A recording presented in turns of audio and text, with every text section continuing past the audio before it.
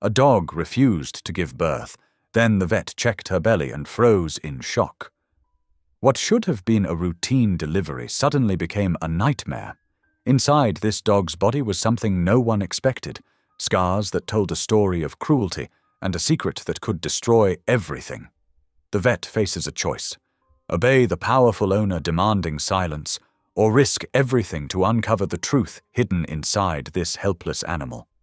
But the deeper she digs, the more dangerous it becomes. Why was this dog really brought in? And what shocking discovery will change the lives of everyone involved forever? I'd love to know. Where are you watching from? Type it down below. And while you're here, subscribe so you'll always catch the next story. The winter wind whistled through the bare trees surrounding Maple Hollow Animal Clinic, casting dancing shadows across the darkened parking lot. Inside, Blythe Rowan sat at the front desk, her grey eyes scanning through patient files while she waited for her on-call shift to end. The clinic's usual daytime bustle had settled into a peaceful quiet, broken only by the gentle hum of heating vents and the occasional shuffle from the kennels. Her phone buzzed suddenly, making her jump. The screen displayed an unfamiliar local number. Maple Hollow Animal Clinic, Dr. Rowan speaking. She answered, keeping her voice professionally steady despite the late hour. This is Gideon Markham. The man's voice carried an edge of impatience. My prize mastiff mix is overdue and won't deliver. I need you to see her immediately. Blythe straightened in her chair, already reaching for her notepad. Can you tell me more about your dog's condition, Mr. Markham? Marigold's been restless all day, but nothing's happening. She's too valuable to risk waiting until morning. There was a rustling sound, then, I'm already on my way. Be ready. The line went dead before Blythe could ask any more questions. She frowned at the phone, then stood and began preparing the exam room. Gideon Markham's name was well known in the local breeding circles, not someone to keep waiting. 20 minutes later, headlights swept across the clinic windows. Blythe opened the side entrance to find a broad-shouldered man in an expensive ranch coat helping a heavily pregnant mastiff mix from his truck. The dog's golden brown coat gleamed even in the dim light, but her movements were clearly labored. This way, please, Blythe directed, leading them to the exam room. Under the bright medical lights, she could see the strain in Marigold's face. The dog's sides heaved with each breath. How long has she been showing signs of labor? Blythe asked as she began her initial examination. Found her panting this morning, Markham replied, hovering nearby. Nothing since then. Just get on with it. I've got buyers waiting on these pups. Blythe kept her expression neutral as she gently palpated Marigold's abdomen. The dog whimpered softly, and Blythe murmured quiet reassurances. I'm going to do an ultrasound to check the puppy's positions, she explained, reaching for the machine. As she spread the gel and moved the probe across Marigold's belly, Blythe's trained eye caught something unusual on the screen. She adjusted the angle, frowning slightly. Dense patches of scarring tissue appeared clearly on the monitor, distinctly consistent with previous C-sections. The fetal placement pattern was also concerning, suggesting potential complications. Mr. Markham, she said carefully, you didn't mention Marigold had previous C-sections. He shifted his weight. What? No, this is her first litter. Blythe's suspicion deepened. I'd like to scan for her microchip, just to confirm her records in our system. Before Markham could object, she ran the scanner over Marigold's shoulder area. A chip pinged, but then, as she moved lower, a second distinct ping came from near the dog's flank. Wrong location, wrong registration protocol. The implications hit Blythe like a physical blow. This wasn't just a routine delivery. This dog had been used repeatedly, probably as part of an illegal breeding operation. The second chip suggested a stolen or trafficked animal. Her heart rate quickened, but she kept her movements calm and professional. Is there a problem? Markham's voice had taken on a harder edge. Marigold's vitals are concerning, Blythe replied truthfully, though that wasn't her only worry. I need to start monitoring her more closely. We may be looking at an emergency C-section situation. Then do it! Markham snapped, Money's no object. I know everyone who matters in this county, Dr. Rowan. Just get those puppies out safely. The threat in his tone was barely veiled. Blythe felt the weight of the power dynamic, a junior vet against a wealthy, well-connected breeder. But her moral compass held steady. This dog needed help, and someone needed to stand up for her. I'll need to document everything carefully before we proceed with any surgery, she said, already reaching for her camera to photograph the ultrasound screen. It's standard protocol. Protocol? Markham stepped closer, his presence deliberately intimidating. Listen, I don't think you understand who you're dealing with. I can make things very difficult. A low moan from Marigold interrupted him. The dog's vitals were starting to decline on the monitor. Blythe saw the numbers dropping and knew time was becoming critical. Mr. Markham, right now my priority is your dog's health, she said firmly. I need to focus on stabilizing her condition. Could you please step back and give me space to work?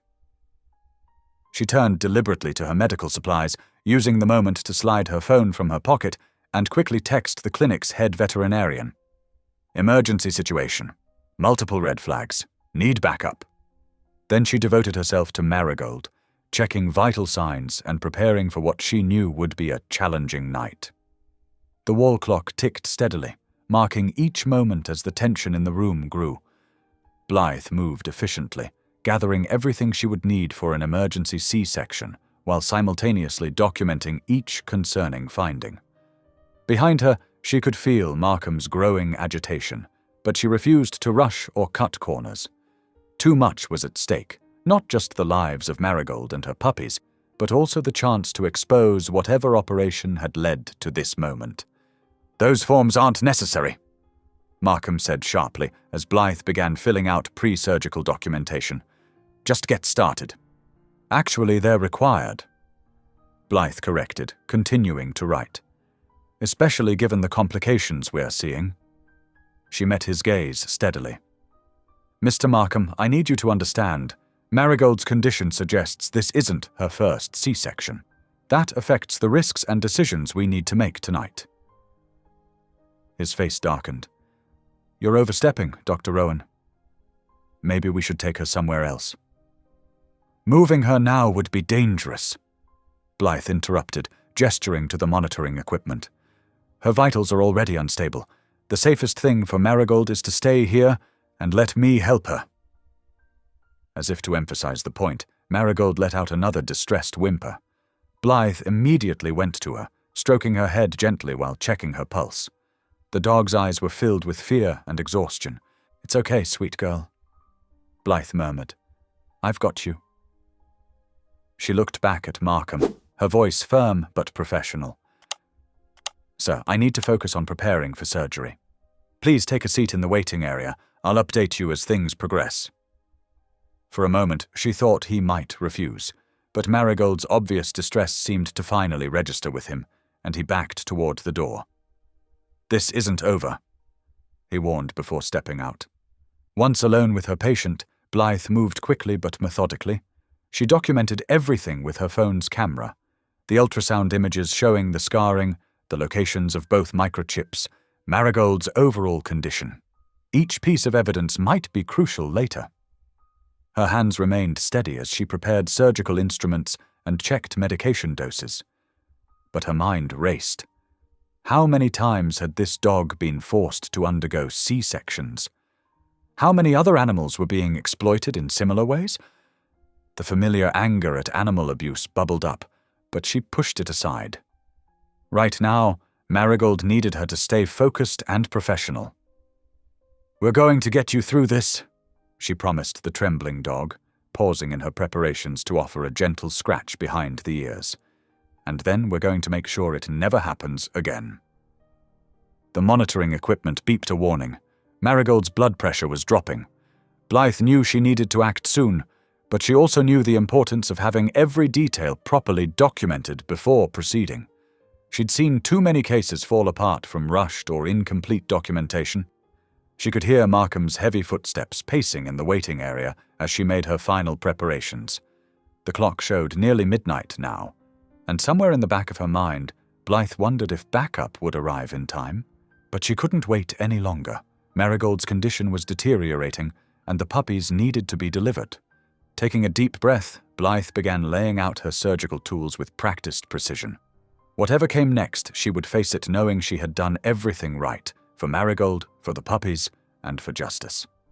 The sound of the monitoring equipment provided a steady rhythm as she prepared to begin the most important surgery of her career so far. Blythe drew in a steadying breath and stepped into the waiting area where Markham was pacing. "Mr. Markham, given Marigold's condition and the evidence of multiple previous C-sections, I strongly recommend we perform a spay during the emergency cesarean. It would prevent future complications and—" "Absolutely not!" Markham cut her off, his face reddening. "Just get those puppies out. Nothing else." "Sir, another pregnancy could kill her." Blythe persisted, keeping her voice level despite her rising frustration. "The scarring I'm seeing—" "I said no!"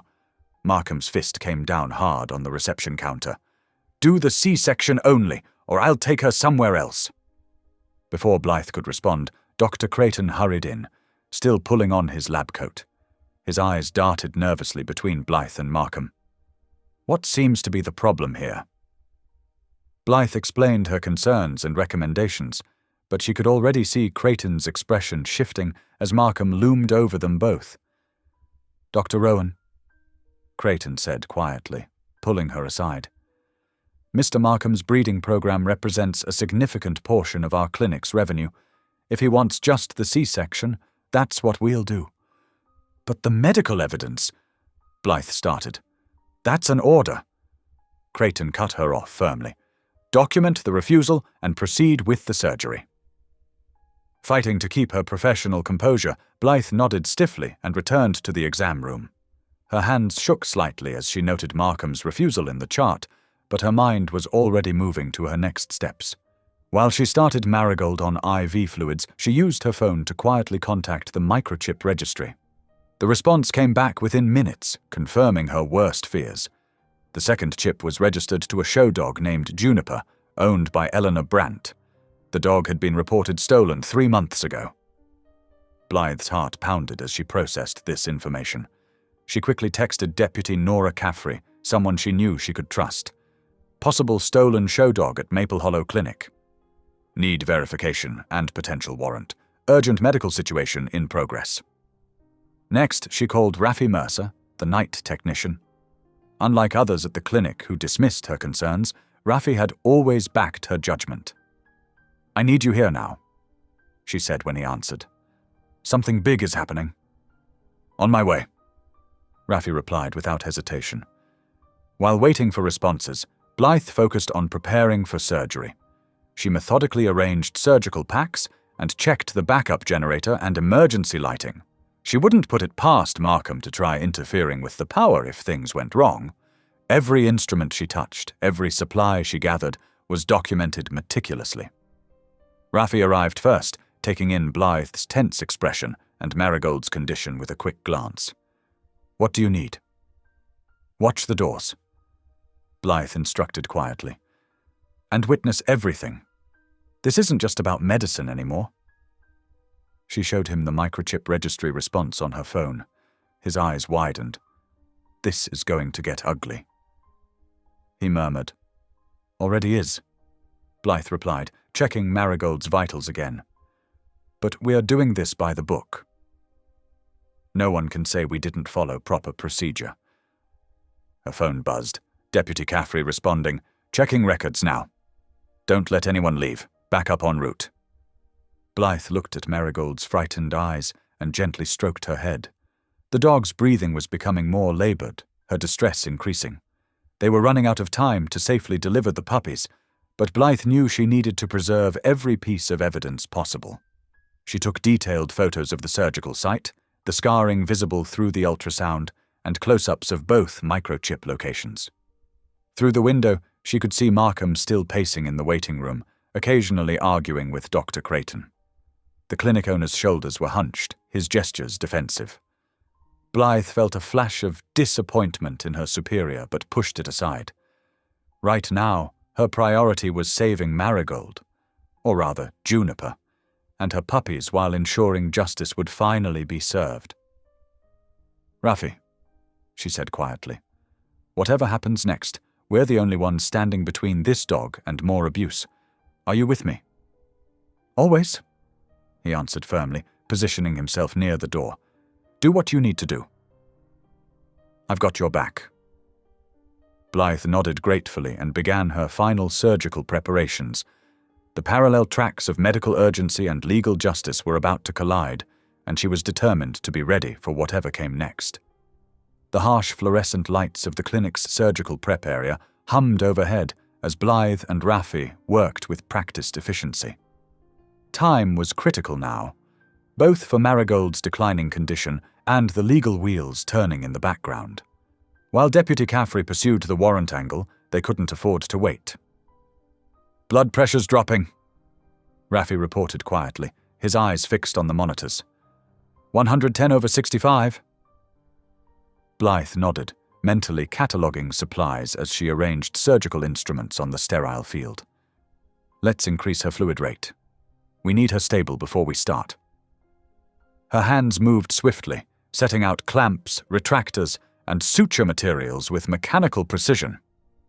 From the lobby, Markham's voice boomed, each word dripping with barely contained rage. "This is ridiculous!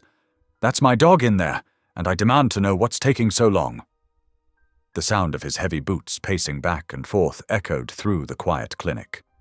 Blythe tried to tune him out, focusing instead on checking the neonatal resuscitation equipment. She carefully inspected each tiny oxygen mask and warmer, knowing they might mean the difference between life and death for the puppies.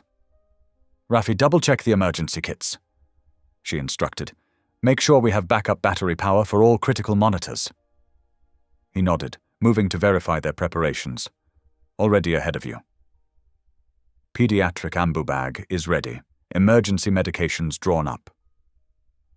Their methodical work was interrupted by another crash from the lobby, followed by Markham's raised voice.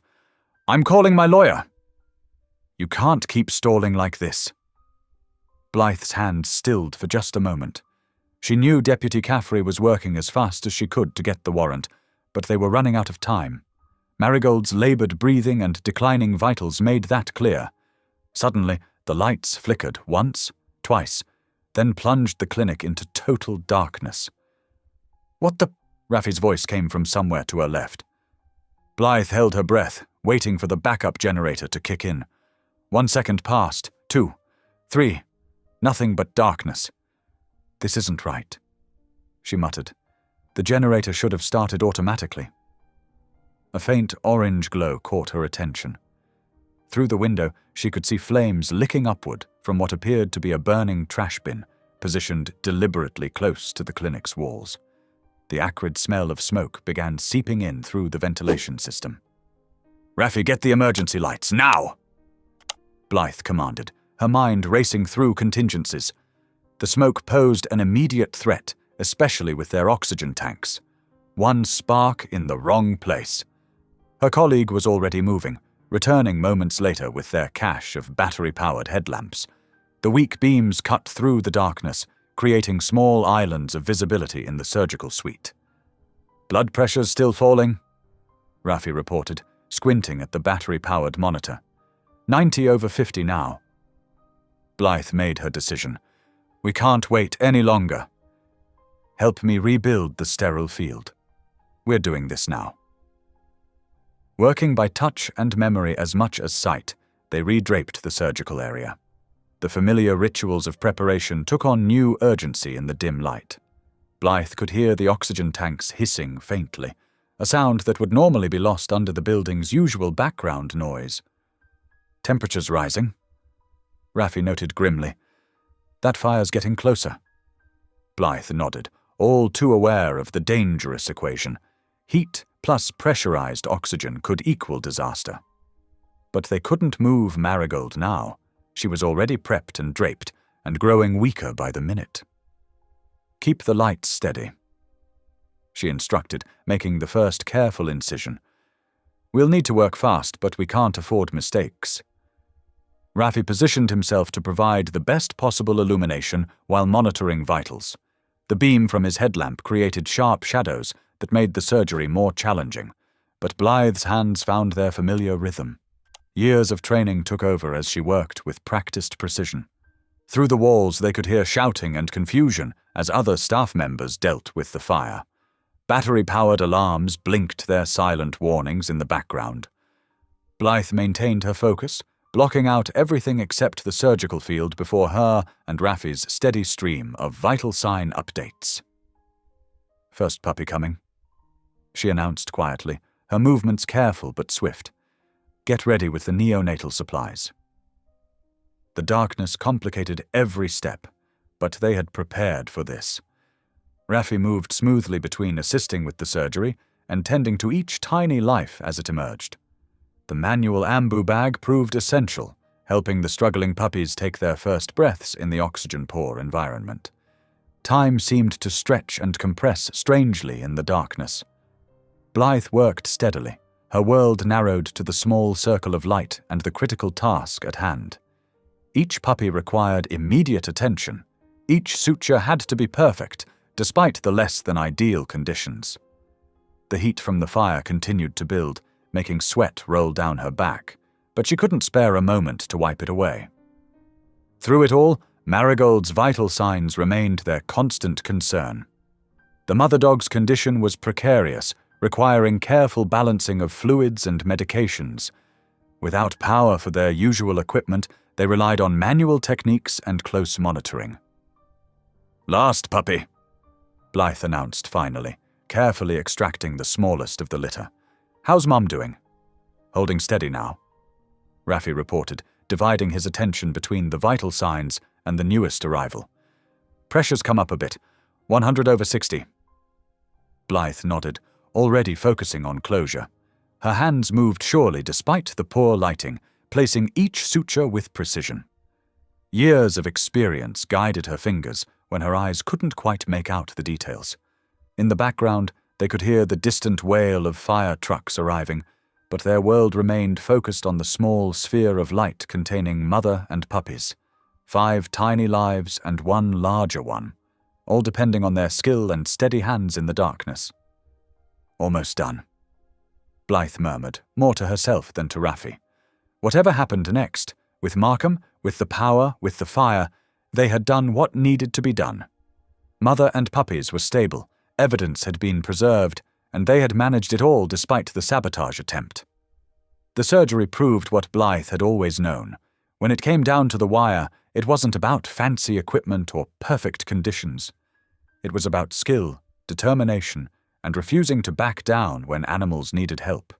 Even in darkness, even under threat, that fundamental truth remained her guiding light. Under the harsh glare of the headlamp, Blythe's steady hands guided the scalpel through layers of tissue.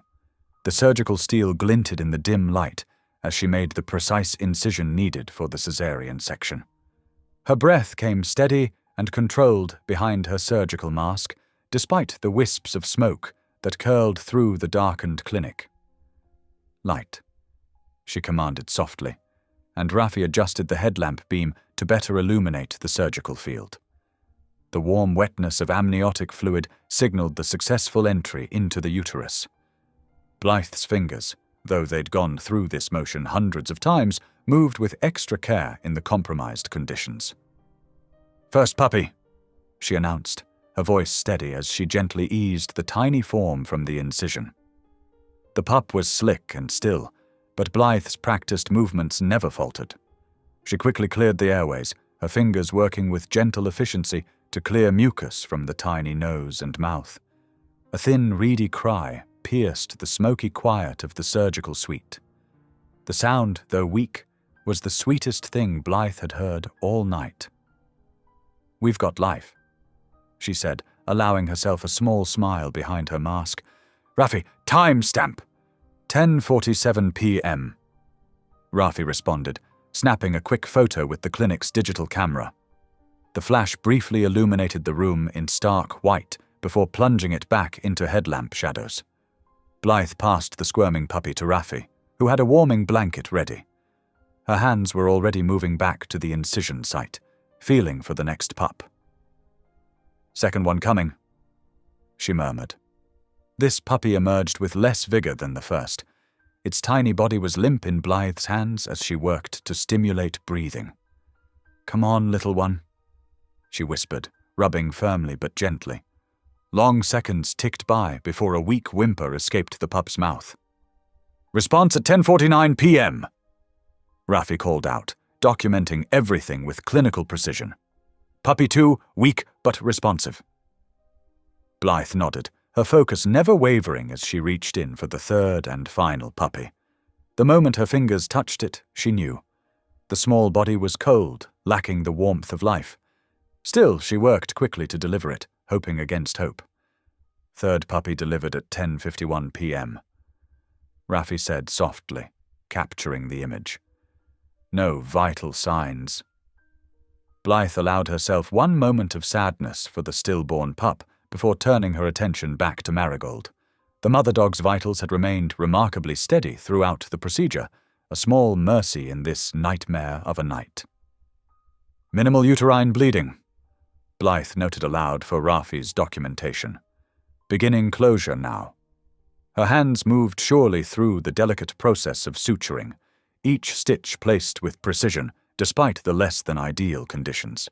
The backup batteries on the monitoring equipment cast a weak green glow across Marigold's fur. Outside the surgery suite, they could hear Markham's heavy footsteps pacing the hallway. The sound seemed to echo through the smoke-hazed air, a reminder of the threats that lay beyond their immediate medical crisis. "Closure complete at 11:07 p.m., Raffi announced, capturing the final sutures with the camera. "All vital signs stable." For one precious moment, Blythe allowed herself to feel the victory. Marigold was alive. 2 puppies had survived against considerable odds. Even in these compromised conditions, they'd managed to follow proper surgical protocol and maintain sterility. The moment shattered as Markham's voice boomed through the door. "I want this documented! This is assault on valuable breeding stock! Where's Creighton?" Blythe's heart sank as she heard Dr. Creighton's placating tones responding to Markham. She continued her post-operative care of Marigold, checking the suture line one final time and ensuring the dog was comfortable as she began to wake from anesthesia. "Dr. Rowan!" Creighton's voice carried a note of barely contained panic. "Mr. Markham is filing a formal complaint regarding your treatment of his dog." Blythe didn't look up from her patient. "I'm completing my charts, Dr. Creighton.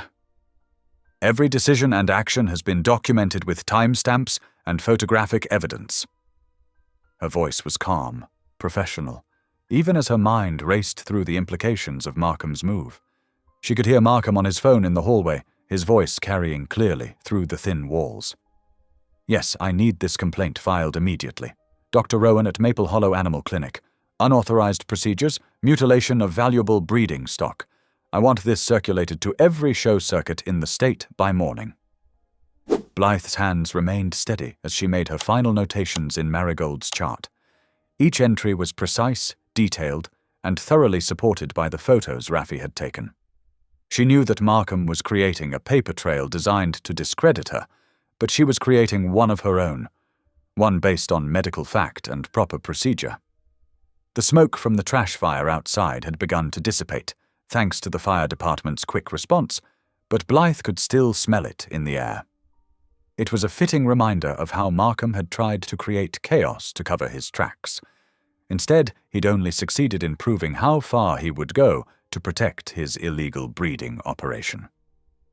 As she finished her documentation, Blythe's mind turned to the protocols she would need to initiate once Deputy Caffrey arrived. The animal welfare transfer forms were already pulled up on her phone, ready to be completed. The evidence of the dual microchips was thoroughly documented. Every detail that could help build a case against Markham was carefully preserved. The 2 surviving puppies were now nursing weakly but steadily under Raffi's watchful eye. Marigold, still groggy from anesthesia, had strong vital signs and was showing appropriate maternal behavior. These were the facts that mattered most to Blythe, the lives she had managed to save despite everything Markham had thrown at them, but the victory felt hollow in the face of what was coming. Markham's complaint would force Creighton's hand, she knew. The clinic owner was already shifting nervously in the doorway, his eyes darting between Blythe and the influential breeder who was still making angry phone calls in the hallway. "Dr. Rowan," Creighton began, his voice strained. "Perhaps we should discuss— All patient care notes are complete." Blythe interrupted calmly, turning to face him. "Everything is documented according to standard protocols. I'll be staying with these patients until Deputy Caffrey arrives." The mention of law enforcement made Creighton blanch. Behind him, Markham's voice rose sharply. "I want that suspension in writing. She's cost me thousands in potential breeding value." The smoke might have cleared from the building, but Blythe could feel the damage settling in like ash. Markham had orchestrated this perfectly: the power outage, the fire, and now the formal complaint. He'd created a situation where her proper medical care could be twisted into unauthorized harm, where her ethical choices could be painted as professional misconduct. But as she watched Marigold nuzzling her 2 surviving puppies, Blythe knew she wouldn't have done anything differently. The truth was in her documentation, in the photos, in the physical evidence of the microchips. Markham might have engineered this chaos, but he couldn't erase the facts. Raffi caught her eye across the surgery suite and gave a subtle nod. He'd already backed up all their documentation to the clinic's secure server and his personal device. Whatever came next, they had preserved the evidence that mattered. The distant wail of sirens signaled Deputy Caffrey's approach. Blythe took a deep breath, squaring her shoulders as she continued monitoring her patients. The next few hours would be crucial, both for Marigold and her puppy's recovery, and for building the case that would finally expose Markham's operation. The victory of saving these lives might have been tainted by Markham's retaliation, but Blythe refused to let that shake her resolve. She had done what was right for her patient, followed proper medical procedure, and documented everything. If Markham wanted to turn this into a legal battle, she would be ready. Through the window, she could see the flashing lights of Deputy Caffrey's patrol car pulling into the parking lot. The real fight was just beginning, but at least now they had proof of how far Markham would go to protect his secrets. Sometimes, she reflected, watching him pace and rage in the hallway, people revealed the most about themselves when they thought they were winning. The morning light crept through the clinic windows, harsh and unforgiving.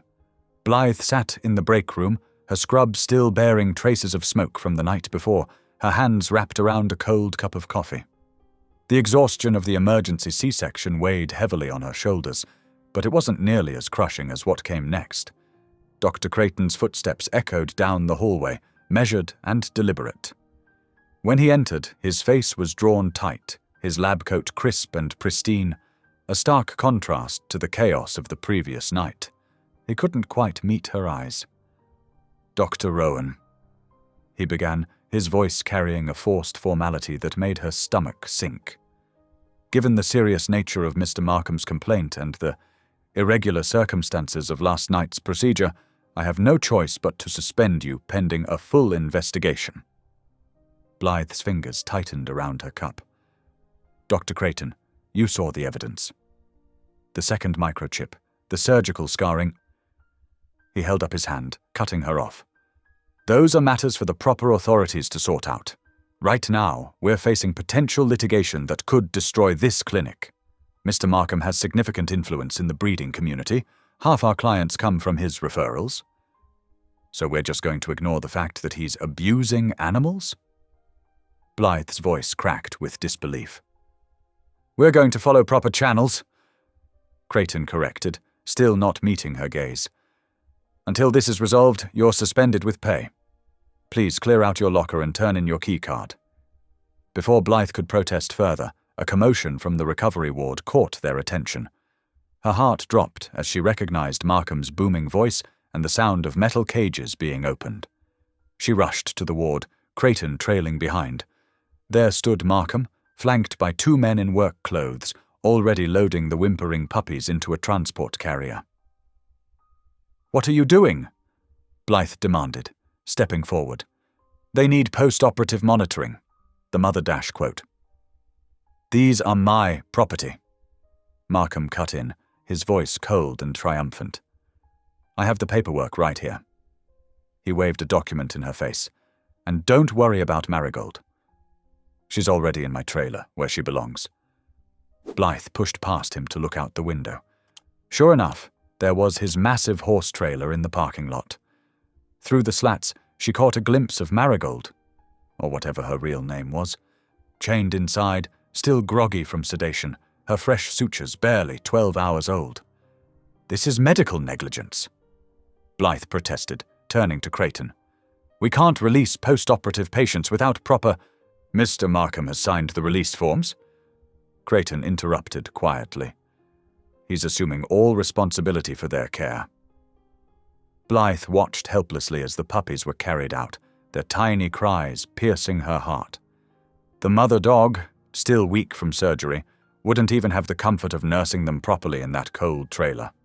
After they left, Blythe stood in the empty recovery ward, surrounded by the scattered blankets and empty cages.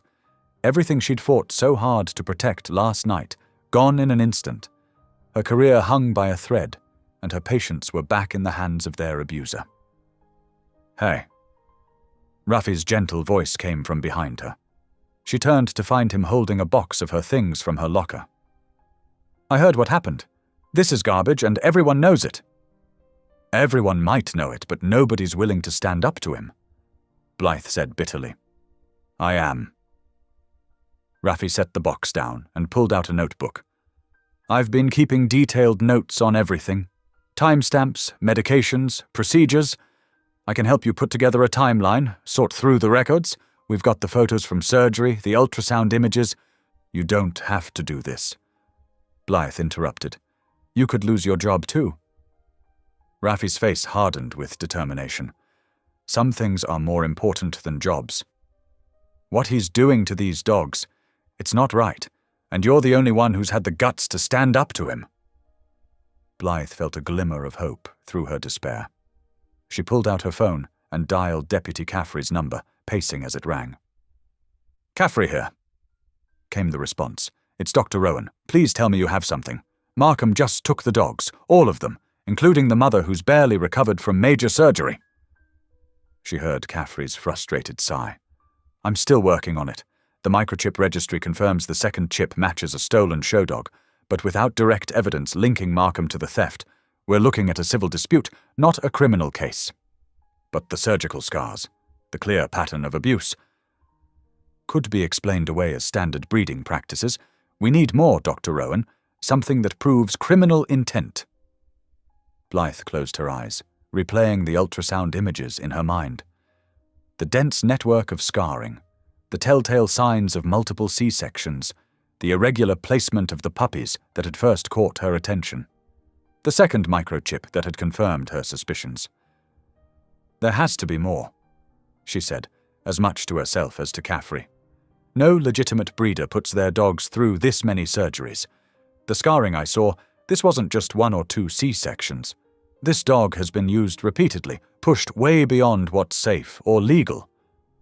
Document everything, Caffrey instructed. Every detail you remember from the ultrasound, every observation during surgery. We need to build a case that moves this beyond a dispute over medical decisions into proof of systematic abuse. After hanging up, Blythe turned to find Ruffy already setting up a makeshift workstation in the break room, spreading out medical records and his meticulously kept notes.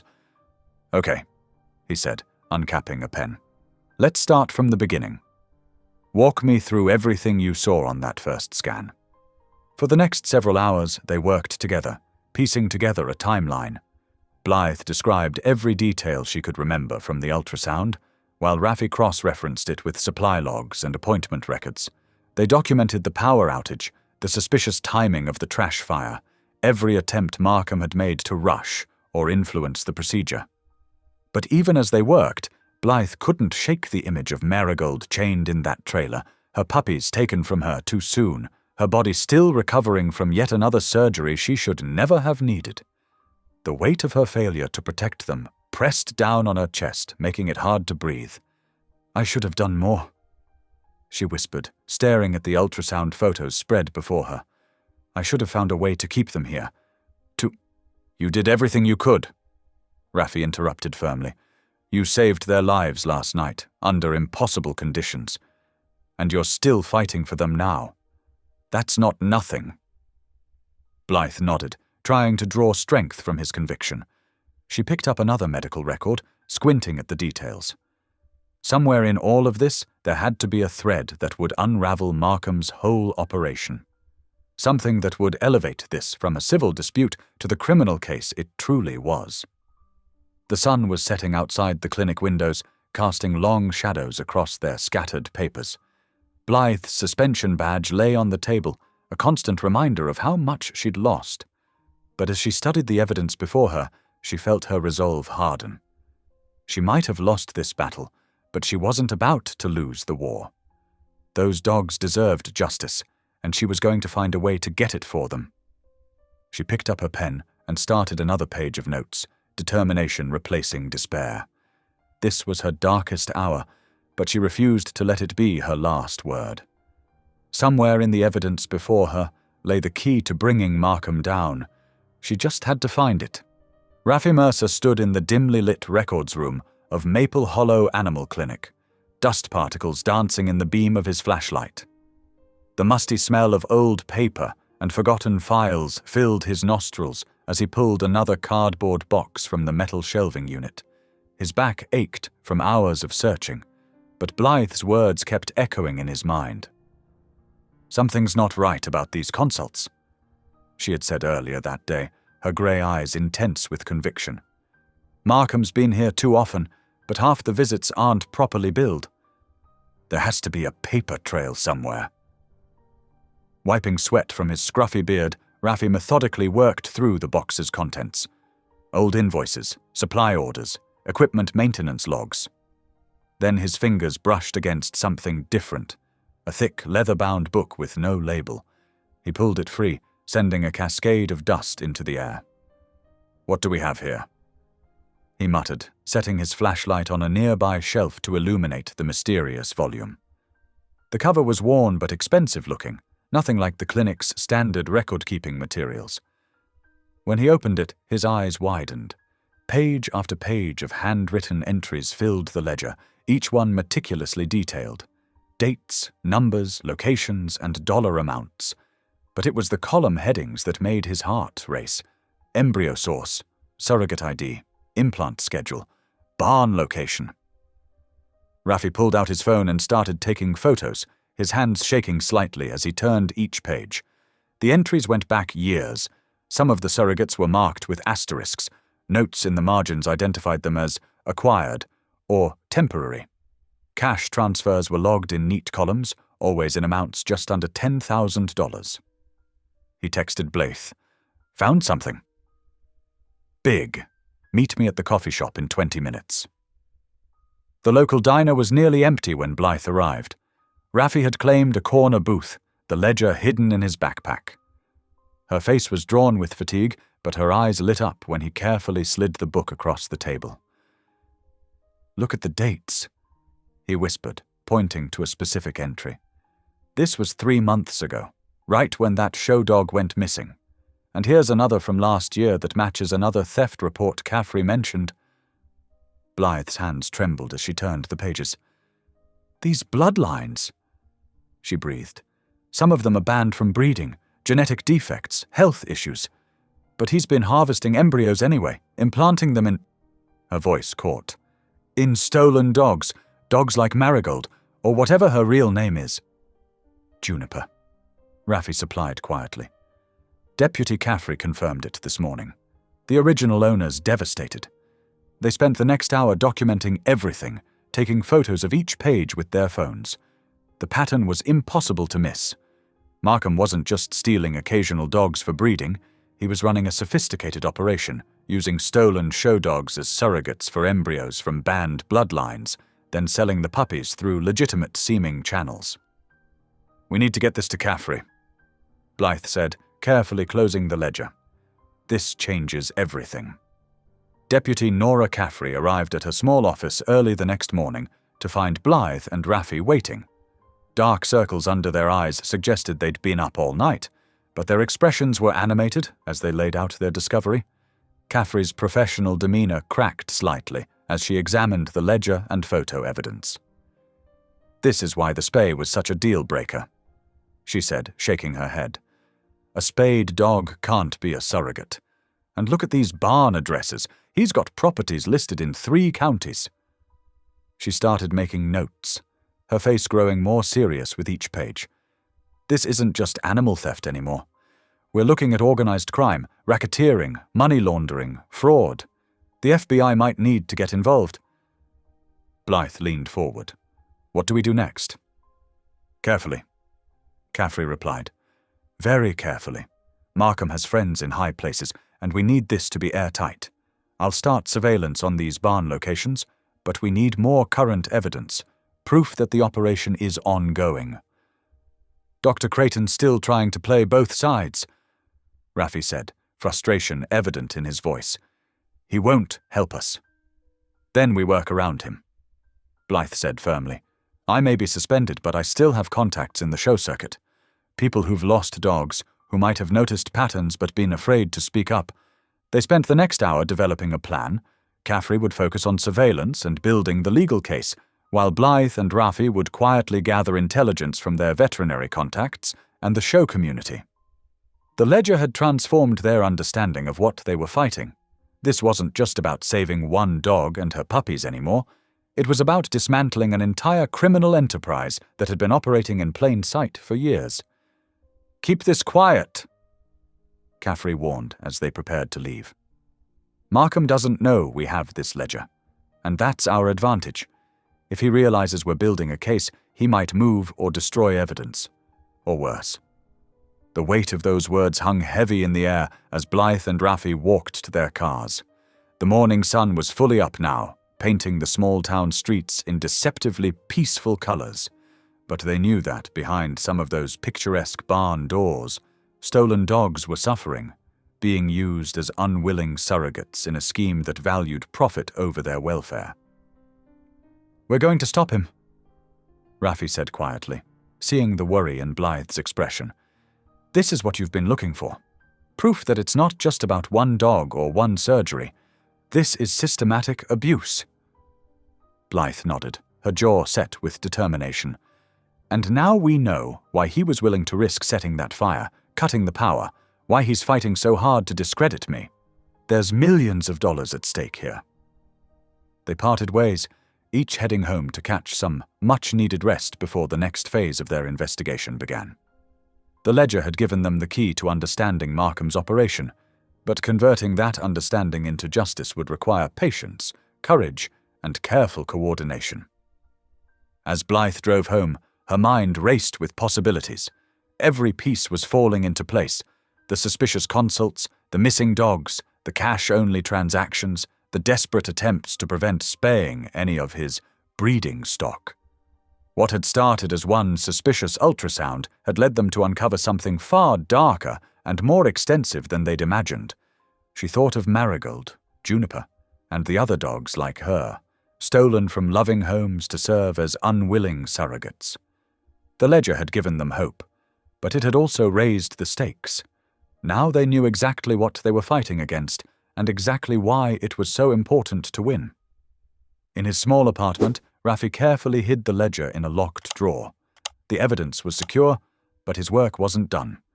Tomorrow he would start cross-referencing dates and locations, building a timeline that would help Caffrey's investigation.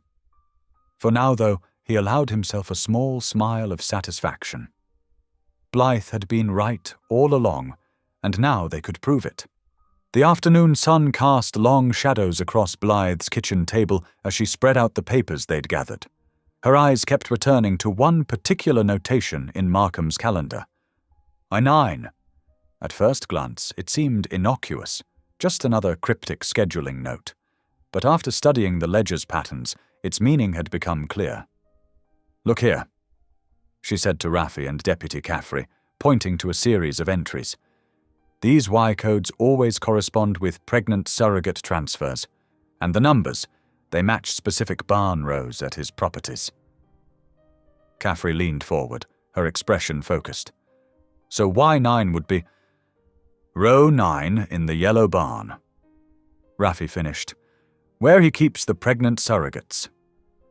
The ledger shows it's the holding area before delivery. Blythe felt her heart race as the pieces clicked together. This wasn't just speculation anymore. They had concrete evidence of a pattern. The notation is for tomorrow evening. If his schedule holds true, there will be either a transfer or a procedure happening there. Caffrey pulled out her notebook, already sketching out a plan. This could be exactly what we need. A chance to catch them in the act, with documented evidence. She looked up at Blythe and Raffi. But we have to do this by the book. No rushing in, no heroics. We observe, we document, and we call for backup only when we have probable cause. I understand, Blythe said quietly. The weight of her suspension still hung heavy, but it had also taught her the importance of patience. What do you need from us? For the next hour, they mapped out their roles with meticulous precision. Caffrey would coordinate with her department, positioning unmarked vehicles within response range. Blythe and Raffi would maintain a careful distance, using their knowledge of veterinary procedures to identify suspicious activity. Phones charged and on silent, Caffrey instructed. Log everything. Times, vehicles, people. Take photos only if you can do it without being spotted. She paused, making sure they understood the gravity of the situation. And remember, we're not confronting anyone. The moment we have enough evidence, I call in the warrant team. Raffi nodded, his usually casual demeanor replaced by focused attention. What about the clinic? Dr. Creighton's still watching Blythe like a hawk. I'll handle that, Blythe said firmly. My suspension means I'm not bound by clinic hours anymore, and frankly, being under scrutiny gives me the perfect cover. Everyone expects me to lay low right now. They spent the rest of the afternoon preparing their equipment. Binoculars were cleaned and tested. Phones were charged, with backup battery packs ready.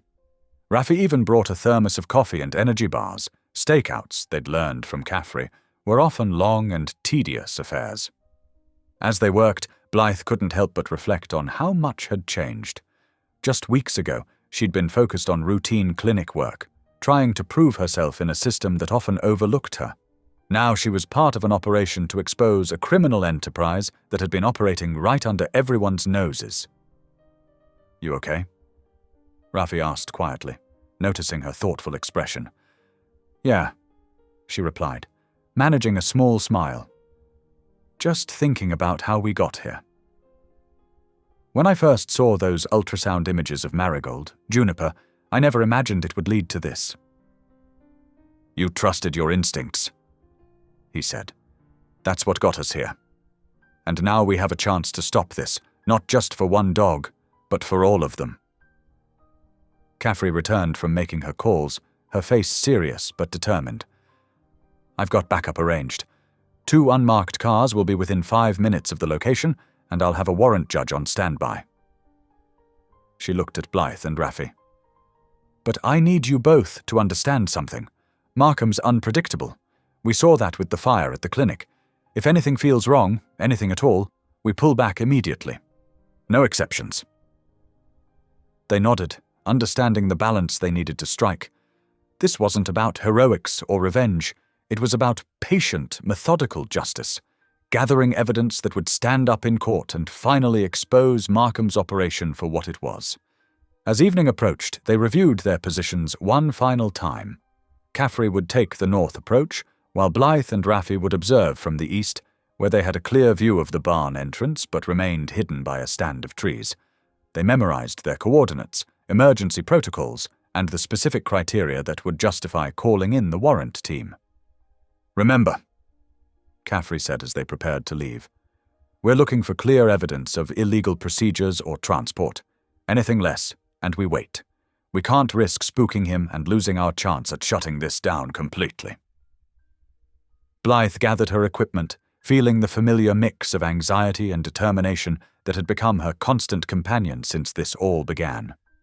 Her career was still in limbo, her reputation under attack. But none of that mattered compared to the importance of what they were trying to accomplish. One more thing, Caffrey added, her voice softening slightly. I know this is personal for both of you, especially you, Blythe. But that's exactly why we need to be extra careful. Markham's already tried to discredit you once. Don't give him another chance." The warning was unnecessary but appreciated. Blythe had learned her lesson about rushing in, no matter how strong the urge to help might be. This time, they would do everything by the book, building an airtight case that even Markham's influence couldn't dismiss. As they left to take their positions, the sun was beginning to set, painting the sky in shades of orange and purple. Tomorrow evening, they would be in place, watching and waiting for the evidence they needed. The notation Y9 might seem like a small detail, but it could be the key to bringing down Markham's entire operation. Raffi touched Blythe's arm gently before they parted ways. "We've got this," he said simply, and she nodded. They did have this, not through force or confrontation, but through patience, preparation, and unwavering determination to see justice done. The night ahead would be long, but they were ready. Each piece of equipment checked, each role clearly defined, each contingency planned for. They would thread the needle between caution and resolve, knowing that one misstep could undo everything they'd worked for. But as Blythe drove home to rest before tomorrow's operation, she felt a calm certainty. The path forward was clear now. No more desperate reactions to Markham's provocations. No more scrambling to keep up with his schemes. This time, they would be the ones setting the pace, gathering evidence methodically until the truth could no longer be denied. The Y9 notation in Markham's calendar wasn't just a clue, it was the key to their strategy. And tomorrow, that strategy would begin to unfold, not with dramatic confrontations or risky maneuvers, but with careful observation and documented evidence. It wasn't the most exciting approach, but it was the right one, the one that would finally bring Markham's operation to justice. The sun hung low on the horizon, painting the sky in deep oranges and purples as Blythe crouched near the weathered wooden fence surrounding the Y9 barns. Her heart pounded steadily in her chest as she checked her camera settings one final time. The evening air carried the unmistakable scent of animals and hay, mixed with something less pleasant, fear and neglect. Raffi positioned himself 20 yards to her left, his dark clothing blending with the lengthening shadows. Deputy Caffrey's unmarked car sat hidden behind a stand of trees, ready to move at a moment's notice. They had chosen their positions carefully, ensuring clear sight lines to both barn entrances while maintaining cover. Movement at the north entrance.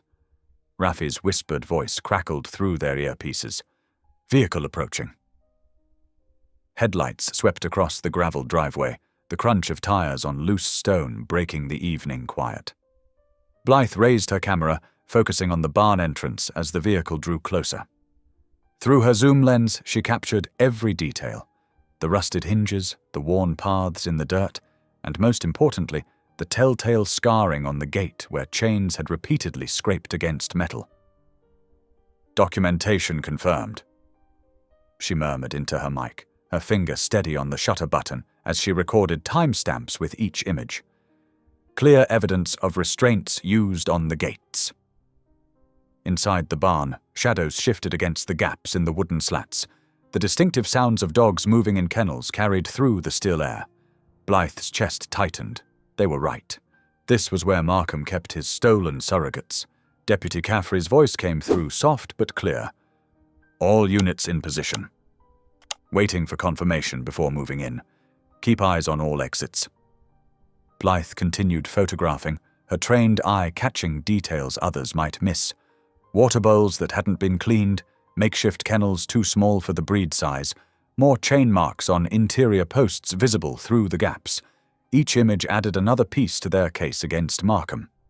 The vehicle doors opened, and Blythe's breath caught as she recognized Markham's broad-shouldered silhouette in the fading light. He moved with his usual confident swagger, but something in his manner seemed off. More nervous energy than usual. "Suspect on sight," Caffrey reported quietly. "Stand by for my signal." Blythe shifted slightly for a better angle, her camera continuing to record every moment. She could see Markham checking the perimeter, his movements becoming increasingly agitated. Had he spotted something? Did he suspect they were there? Caffrey's voice crackled again. "Preparing to move in. All units, but before she could finish, everything exploded into chaos. Markham spun toward Blythe's position with frightening speed. The steel gate beside her shrieked on its hinges as he slammed it with full force, catching her before she could dodge. White-hot pain exploded through her hip as she was pinned against the rough wooden wall of a stall. "Thought you were clever, didn't you?" Markham snarled, his face twisted with rage. "Should have stayed suspended like a good little vet." The pain was overwhelming, but Blythe fought to stay focused, even as black spots danced at the edges of her vision. She could hear Caffrey shouting commands, Raffi's footsteps rushing toward her position. Then came the sound she'd been dreading, the distinctive click of kennel latches being released, followed by the savage growls of Markham's mastiffs. He'd trained them as guards, and now they were charging toward them with frightening purpose. "Dogs loose!" Caffrey shouted. "All units, be advised! Aggressive animals on scene!" Raffi appeared like a shadow, moving with surprising speed. He wielded the catchpole with skill born from years of handling difficult animals, intercepting the lead dog before it could reach Blythe.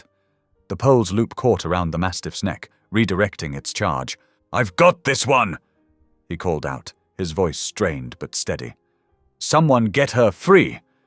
Caffrey advanced through the chaos, pepper spray at ready. The second mastiff lunged toward her, but she held her ground. The spray caught the dog full in the face, sending it reeling backward with a yelp of confusion and pain. Blythe fought against the wave of agony radiating from her hip, forcing herself to stay conscious. Through the haze of pain, she could see into the barn's interior. There, in the back stalls, were the missing dogs, at least 6 of them, all with the distinctive features of champion bloodlines. She fumbled for her phone, knowing she needed to document this crucial evidence. "Inside," she managed to gasp out. "Back stalls, 6 dams. Confirmed." The scene dissolved into controlled chaos. Raffi maintained his hold on the first mastiff, speaking to it in low, calm tones, even as it strained against the catchpole. Caffrey kept the second dog at bay while coordinating with approaching units through her radio. Markham's composure cracked. His face, usually so controlled and superior, showed real fear for the first time. The sound of approaching sirens seemed to break something in him. His shoulders slumped, the fight draining out of him as red and blue lights began to flash against the barn walls. "You're done, Markham," Caffrey said firmly, keeping her pepper spray trained on the subdued mastiff while other officers moved in. "We have everything we need." Blythe gritted her teeth as officers carefully moved the gate, pinning her. The pain nearly overwhelmed her, but she refused to pass out. Not yet.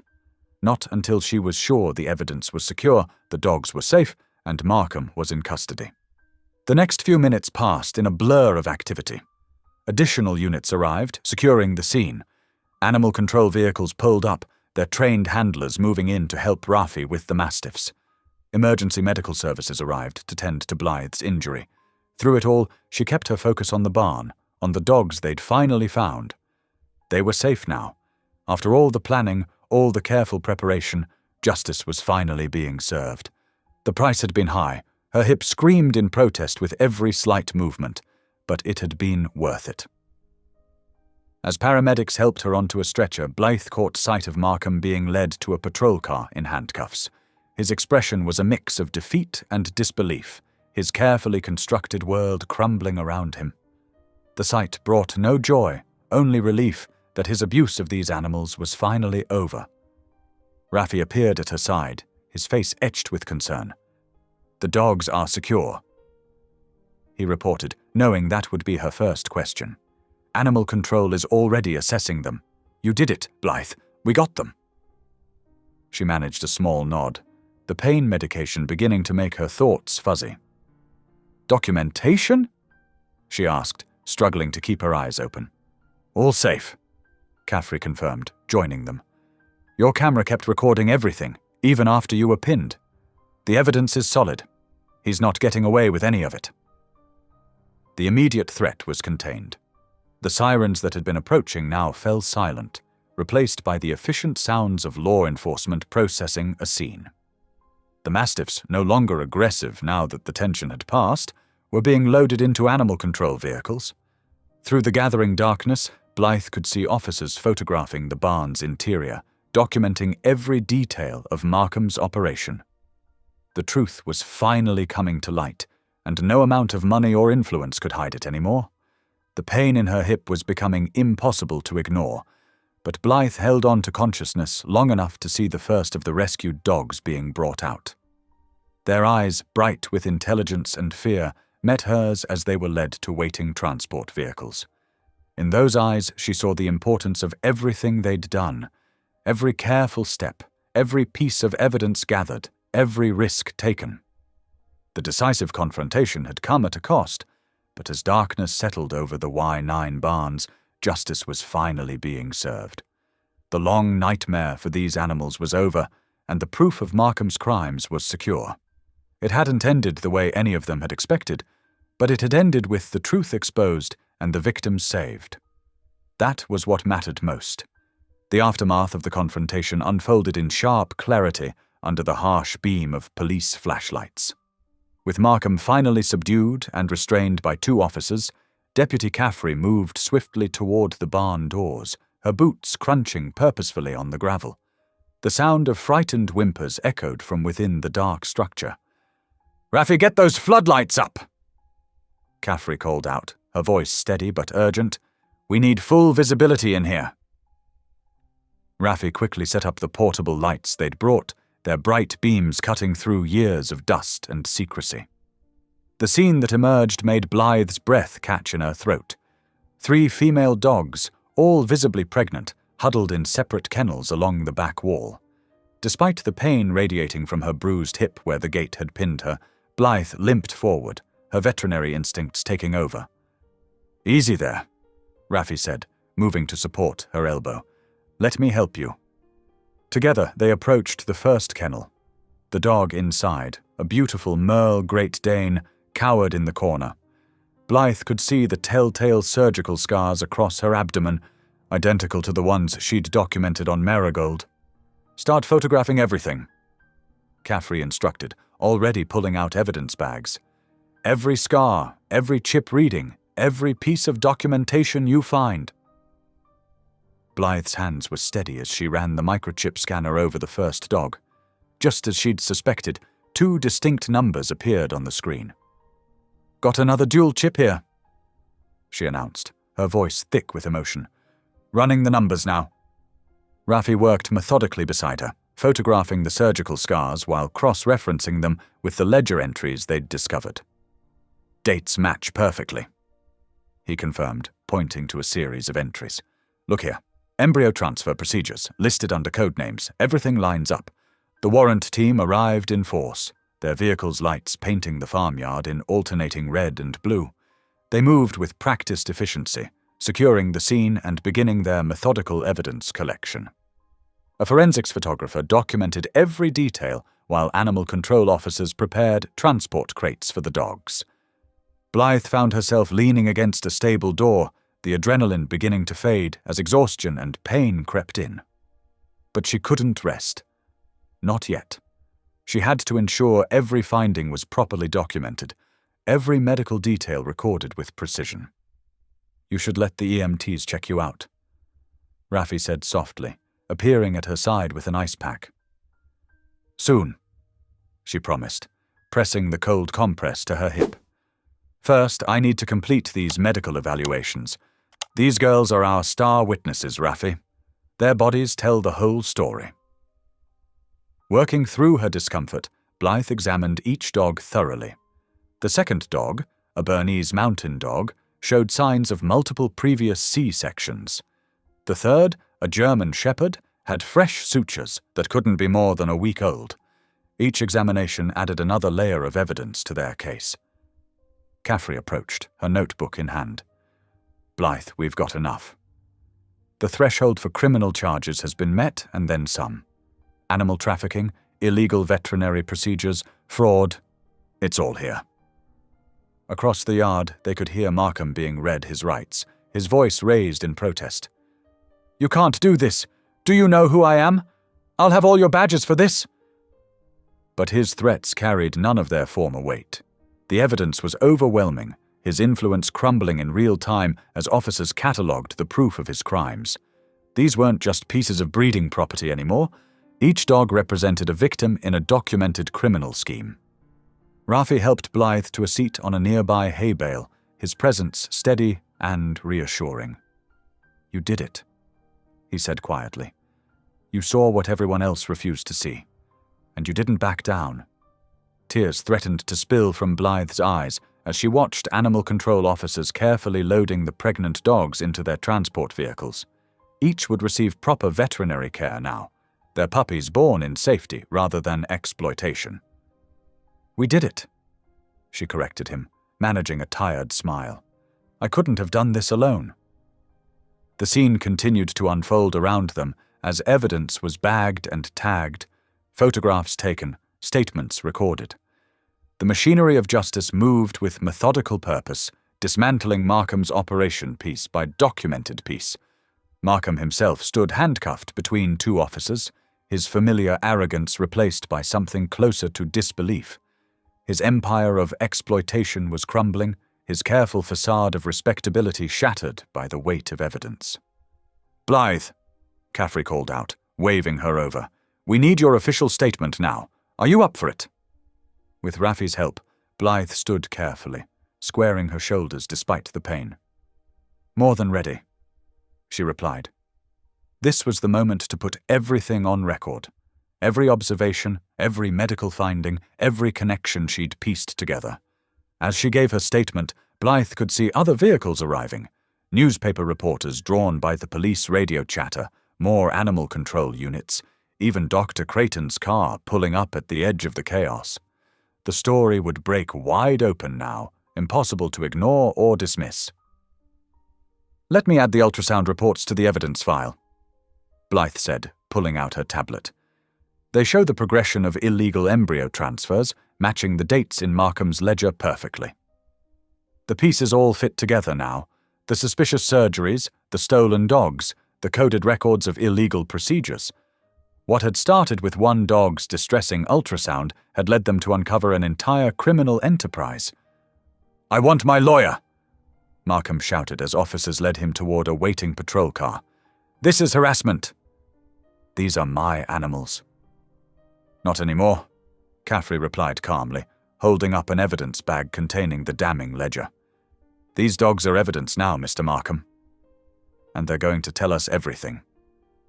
Blythe watched as Markham was placed in the back of the patrol car, the door closing with a solid thunk that seemed to mark the end of his reign of cruelty. Justice, so long deferred, was finally taking shape. "You should be proud," Rafi said, still standing supportively at her side. "You never gave up, even when it would have been easier to look the other way." Blythe nodded, emotion tightening her throat as she watched the animal control vehicles pulling away, carrying their precious cargo to safety. "Sometimes the hardest part is just making people see what's right in front of them," she said softly. The night continued to unfold around them, evidence being processed, statements taken, photos documented. But for Blythe, these technical details were secondary to the knowledge that those dogs would never again be treated as mere property, never again be subjected to Markham's cruel exploitation. The justice system was now fully engaged, its mechanisms grinding slowly but inexorably toward accountability. Markham's influence, once so intimidating, had been stripped away by the simple power of documented truth. As the last evidence bags were sealed and labeled, Blythe finally allowed herself to be led to the waiting EMTS for examination. Her body ached, but her spirit felt lighter than it had in weeks. The truth was out, impossible to hide or deny any longer. The long arc of justice, as promised, had begun to settle into place, and somewhere in the night, 3 pregnant dogs were heading toward safety, their unborn puppies finally free from the shadow of exploitation. The morning after Markham's arrest brought a flurry of activity to the Maple Hollow Animal Clinic. Blythe sat in the break room, nursing a cup of coffee while watching the local news coverage unfold on the small television mounted on the wall. Her hip still ached where the gate had pinned her, but the physical pain felt distant compared to the emotional relief washing over her.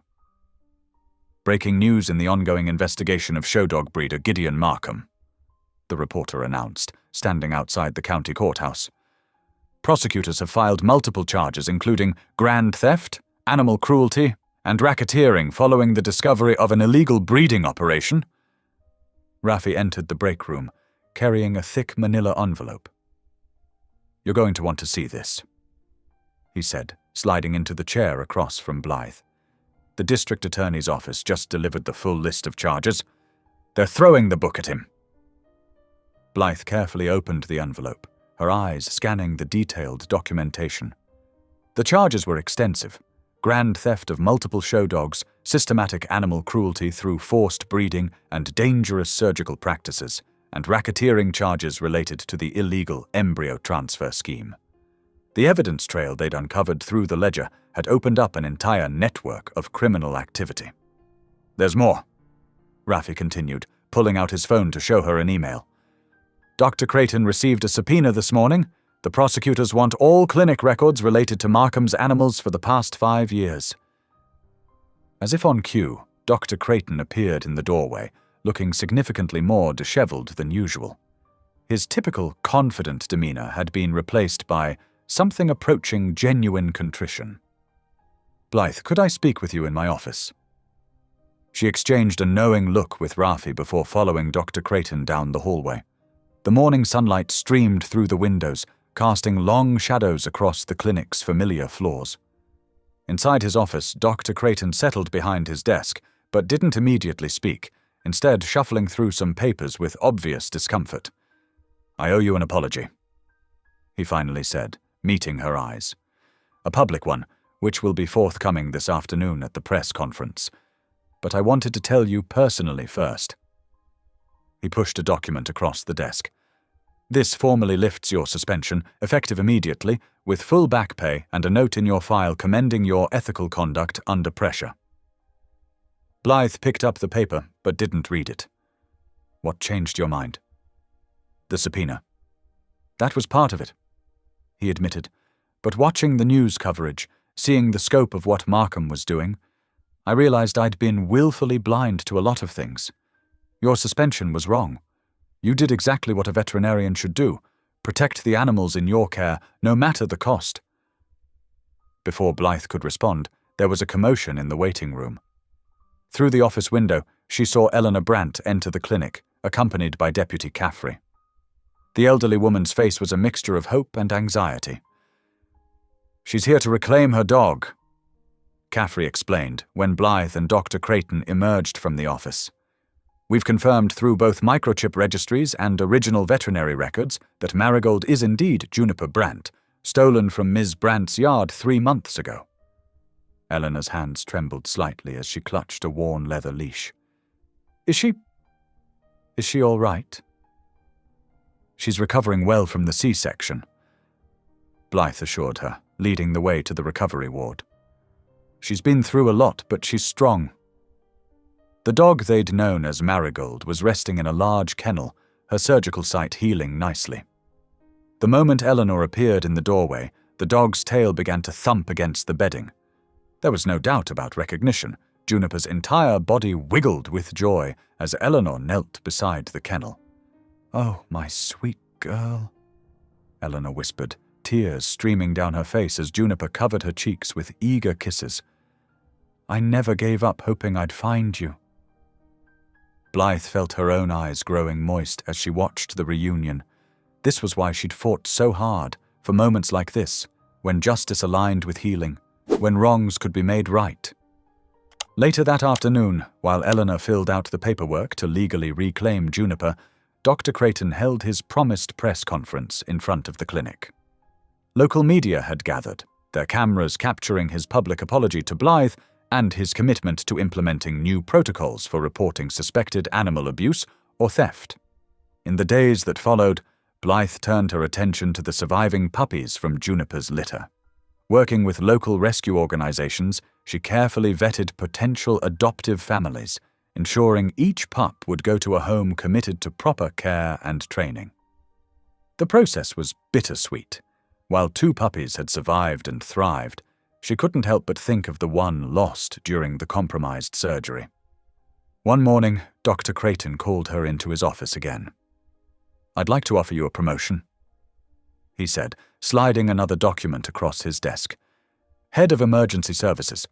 You've more than proved yourself, and frankly, we need someone with your integrity in a leadership position." Blythe looked at the offer, taking in the significant salary increase and expanded responsibilities. It was everything she'd worked toward in her career, but something didn't feel quite right. "I appreciate the offer," she said carefully, "but I have a different proposal in mind." She pulled out her own folder, containing a business plan she and Rafi had been developing. "We want to start an emergency rescue service, something transparent, focused on medical triage and owner reunification. The Markham case showed us there's a real need for this in our community." Dr. Creighton looked surprised but thoughtful as he reviewed their proposal. "You're right," he said finally. "And while I'd rather keep you here full-time, perhaps we could discuss a partnership. The clinic could provide medical support and facilities while you build this new service." The next few weeks were a whirlwind of activity as Blythe and Rafi laid the groundwork for their new venture. They secured initial funding, established protocols for emergency response, and built relationships with local law enforcement and animal control agencies. The work was challenging but deeply satisfying, knowing they were creating something that could prevent future cases like Markham's from going undetected for so long. Throughout it all, Blythe made regular house calls to check on Juniper's recovery. The dog had settled back into life with Eleanor as if she'd never been away, though the physical and emotional scars of her ordeal would take time to fully heal. On one such visit, about 6 weeks after the reunion, Blythe sat on Eleanor's living room floor, gently examining Juniper's surgical scar. The incision had healed beautifully, leaving only a thin line partially hidden by fur. Juniper dozed peacefully at Eleanor's feet, completely relaxed under Blythe's careful touch. "You know," Eleanor said softly, "when she first went missing, I felt so helpless. No one seemed to take it seriously, just another old lady who'd lost track of her dog. But you saw the truth, and you fought for her when no one else would."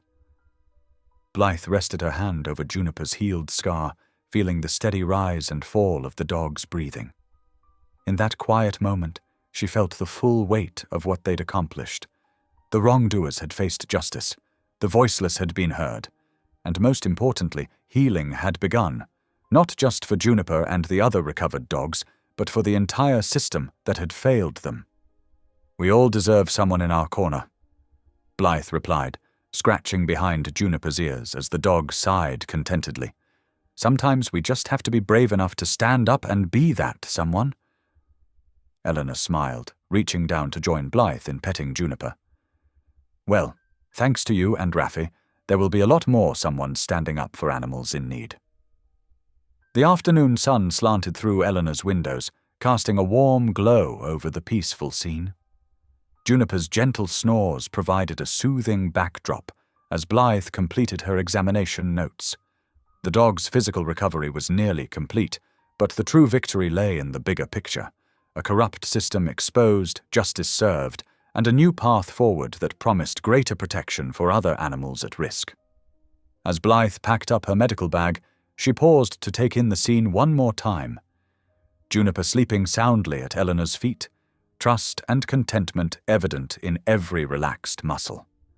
The thin scar beneath her hand told a story of survival, of justice, and of the power of standing firm in one's principles even when faced with seemingly insurmountable odds.